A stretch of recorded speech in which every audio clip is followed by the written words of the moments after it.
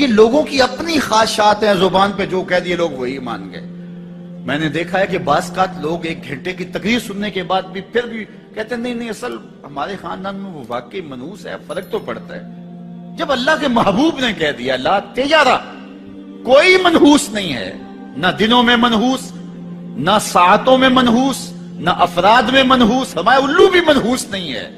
تمہارے اندر کی برائیاں ہیں جو مجسم ہو کے تمہارے سامنے آتی ہیں، اس لیے کوئی منحوس نہیں۔ ہمارے والدین نے بچپن میں ہی ہمیں یہ باتیں اچھی طرح سے ازبر کروائیں اور ہماری تربیت اس طرح کی کہ ہم الحمدللہ کبھی بھی ذوف الاعتقادی کا شکار نہیں ہوئے۔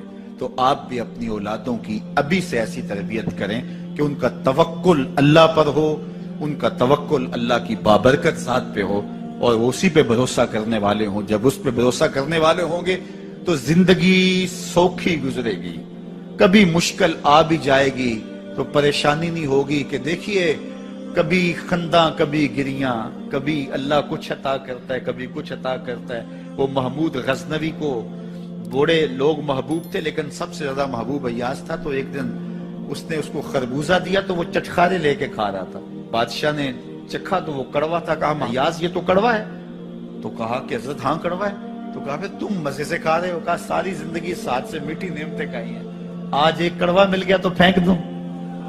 جب اس پہ توکل ہوگا تو کبھی تکلیف آئے گی تو بندہ کہے گا کوئی بات نہیں، جے سونا میرے دکھ وچ راضی تے میں سکھ نو چلے ڈاواں، تو بندہ کہے گا ٹھیک ہے کوئی بات نہیں ہے، یہ اس پہ بھی میں خوش ہوں۔ تو جب توکل اس پہ ہوگا تو پھر بندہ اس تکلیف میں بھی لذت لینے کا راستہ نکال لے گا۔ اور اگر یہ ہو کہ اس منحوسہ کی وجہ سے یہ سب کچھ ہوا ہے، کچیچیاں چڑھیں گے اس کے اوپر کہ اس نے یہ کیا ہے، مار دوں قتل کر دوں، اس کو چھوڑوں نہ، زمین پہ رہنے کا حق ہی چھین لوں اس سے کہ اس منحوسہ کی وجہ سے یا اس منحوس کی وجہ سے یہ ہوا ہے۔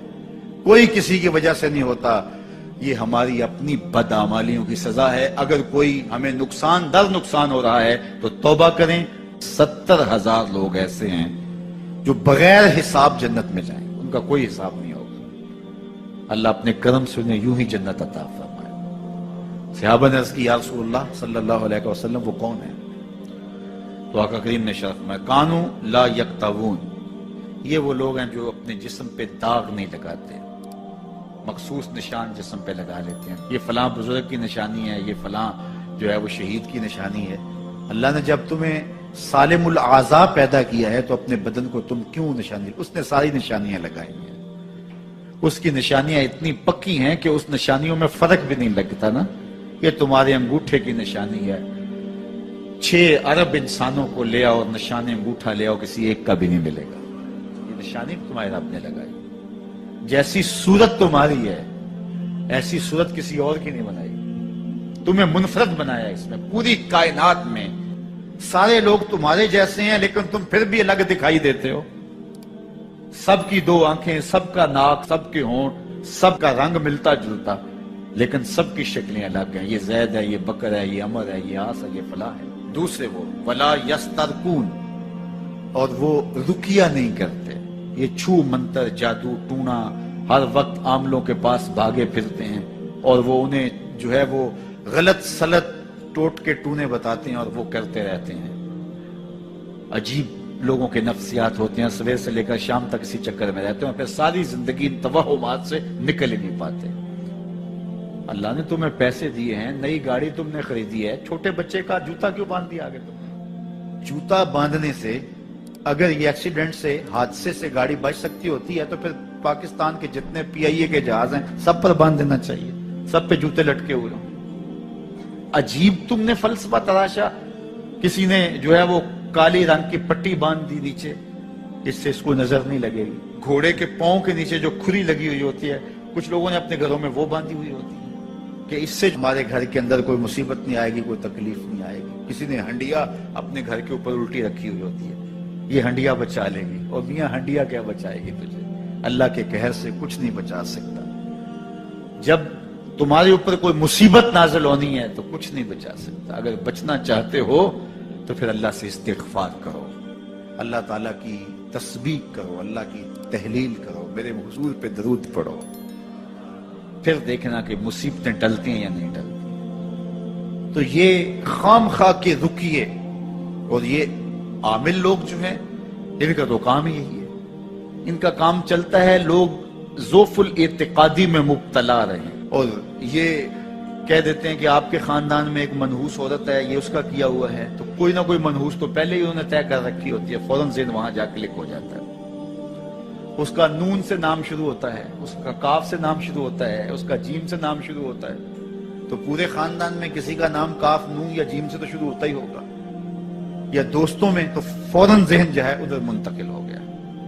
اب یہ بابا جی نے بتا دیا ہے، ہاں اس نے یہ بات کی تھی، کچھ باتیں یاد آنے لگی، اس کاف سے شروع ہونے والے نام کے ساتھ نفرت پیدا ہو گئی. اس بابے نے نفرت کا کاروبار کیا ہے. اس نے تو 100 روپے 200 روپے لے لیے، لیکن دو انسانوں کے اندر نفرت ڈال دی. اس کا گریبان کل قیامت کے دن پکڑا جائے گا. ان ملنگوں کے پاس، ان ذوف الاعتقادی کو پھیلانے والوں کے پاس کبھی نہ جاؤ. تمہیں مصیبت پڑی ہے، تمہیں لگ رہا ہے کہ شاید میرے اوپر جادو ہے، تو پڑھو نا سورہ بقرہ، جادو جڑ سے اکھڑ جائے گا. 40 دن اپنے گھر میں سورہ بقرہ پڑھو، برکت ہوگی. کہتے ہیں مولوی صاحب 40 دن تو نہیں پڑھی جا سکتی، 2.5 پارے، ہمیں کوئی تعویذ ہی کر دے. ہم شارٹ کٹ چاہتے ہیں نا، روزانہ صبح 2.5 پارے سورہ بقرہ پڑھیں، یہ تو ہم سے نہیں پڑھی جائے گی. تو آپ کوئی تعویذ ہی لکھ دیں.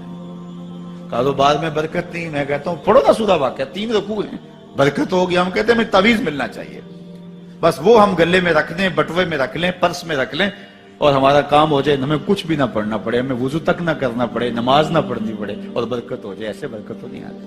بیٹے کی شادی کی، بہو گھر لائے، ابھی 2 دن نہیں گزرے تھے، کاروبار میں نقصان ہو گیا، یا گھر کا کوئی فرد فوت ہو گیا، یا کوئی جانور مر گیا، تو کہا کہ یہ منحوسہ آئی ہے تو ہمارا یہ نقصان ہو گیا. اگر وہ نہ آئی ہوتی تو پھر یہ نقصان نہ ہوتا، پھر تم قیامت تک جینا تھا، یا اس سے قبل تمہارے کبھی نقصان نہیں ہوئے. تمہارے گھر کے اندر بیٹیاں موجود ہیں، یہ بھی کل کسی کی بہو بنیں گے، اور ان کا بھی کوئی نقصان ہو سکتا ہے، اور یہ بھی منحوسہ قرار دی جا سکتی ہے. پھر تان و تشنی کے تیر جو ہے وہ اس کے اوپر لگائے جانے لگے. کتنی زیادتی ہے، کتنا ظلم ہے، کسی کا دل توڑنا، کسی کا دل دکھانا، کسی کو منحوس قرار دے دینا. از خود تمہارے پاس کیا سند ہے؟ تمہیں الہام ہوا ہے؟ کیا حجت ہے، کیا دلیل ہے تمہارے پاس کہ کسی کو تم نے منحوس قرار دے دیا؟ کتنا مکار ہے انسان. اپنی بدعمالیوں کو، اپنی نیت کے کھوٹ کو، اپنی نیت کی کوتاہیوں کو، اپنی سستیوں کو، اپنے عمل کی کمیوں کو دوسرے کے اوپر مڑ دیتا ہے. کاروبار تو نے صحیح نہیں کیا، نقصان ہو گیا. صبح 12 بجے اٹھ کے تو گھر سے جا رہا ہے اور نقصان ہو گیا. تو نے 2 نمبر مال بیچا، آج پکڑا گیا اور نقصان ہو گیا. تم نے ٹیکس نہیں دیا، تم نے زکات نہیں دی، تم نے دروازے پہ کھڑے ہوئے سائل کو جھڑکا، نقصان ہو گیا. یہ تمہارے پاپ ہیں جو مصیبت بن کے تمہارے سامنے آتے ہیں. یہ تمہاری بے تدبیریاں ہیں، تمہاری ناحکمتیاں ہیں، یہ تمہاری بے احتیاطیاں ہیں، یہ تمہارا تکبر ہے، یہ تمہارا غرور ہے، یہ تمہارا عجب ہے، یہ تمہاری ریاکاری ہے، یہ تمہاری خیانت ہے، یہ تمہاری دھوکہ بازی ہے، یہ تمہارے قلب کے اندر چھپی ہوئی نفرت ہے جو آج تمہیں مصیبت بن کے جس کا سامنا کرنا پڑ رہا ہے. یہ تمہارے اندر کے عیب ہیں جو مجسم ہو کے تمہارے سامنے آئے. اللہ تعالیٰ نے قرآن مجید میں ارشاد فرمایا وَمَا أَصَابَكُم مِّن مُّصِيبَةٍ فَبِمَا كَسَبَتْ أَيْدِيكُمْ. جو تمہارے اوپر مصیبت آتی ہے وہ تمہاری اپنی کرتوتوں کی وجہ سے آتی ہے. بیماری آئی تمہارے پرہیز نہ کرنے کی وجہ سے آئی. بیماری آئی تمہارا زیادہ کھا لینے کی وجہ سے آئی. بیماری آئی تمہارا نامناسب غذا لینے کی وجہ سے آئی. بیماری آئی وقت پہ سوئے نہیں، وقت پہ اٹھے نہیں، تم نے کسی سے زیادتی کی. بیماری تمہاری بدعمالیوں کی سزا ہے. مصیبت کا آنا، تکلیف کا آنا تمہاری بدعمالیوں کی سزا ہے. اور منحوسہ یہ خاندان کی خاتون ہے. تو یہ دوسرے کے اوپر مڑ کے اپنی کوتاہی، اپنی غلطی دوسرے کے اوپر لگا دی اور اس کو منحوس قرار دے دیا. اگر کسی کا کام تمہیں دیکھ کر کے اچھا نہ ہو تو پھر تم بھی منحوس قرار پائے نا. اگر آج تم کسی کی بہن کو، کسی کی بیٹی کو منحوس قرار دیا ہے اور خاندان کے اندر اس کو منحوس مشہور کر دیا ہے، تو اگر کوئی یہ مشق تمہاری ماں پہ کرے، تمہاری بہن کو منحوس قرار دے دے، تمہاری بیٹی کو منحوس قرار دے دے، تو تمہارے دل پہ کیا گزرے گا؟ یہ کتنا ظلم ہے، کتنی بڑی زیادتی ہے کہ آج خود کسی کو منحوس قرار دے دیا۔ کوئی منحوس نہیں ہے، کوئی لمحہ منحوس نہیں ہے، کوئی شخص منحوس نہیں ہے، کوئی وقت منحوس نہیں ہے، کوئی گھڑی منحوس نہیں ہے۔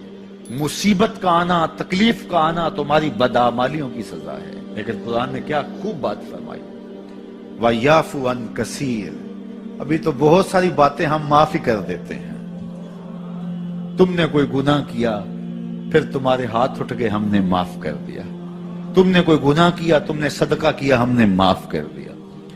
تم نے کوئی گناہ کیا، تم نے سجدہ کیا، ہم نے معاف کر دیا۔ تم نے گناہ کیا، تم نے وضو کیا، ہم نے سارے گناہ جھاڑ دیے۔ تو کچھ اعمال ایسے ہیں کہ جن کی سزا بھگتنی پڑتی ہے، لازم، لیکن زیادہ عمل ایسے ہیں اللہ فرماتا ہم زیادہ یوں ہی معاف کر دیتے ہیں۔ اور اگر ہم سارے معاف نہ کریں تم چل ہی نہ سکو، زندگی تمہاری گزرے ہی نہ، اتنی مصیبتیں تمہارے اوپر ٹوٹ پڑیں، لیکن تم وہ منحوسہ کو قرار دے کے اپنے اوپر سے ٹال رہے ہو، فلاں منحوسہ اس لیے وہ سب کچھ ہو رہا ہے۔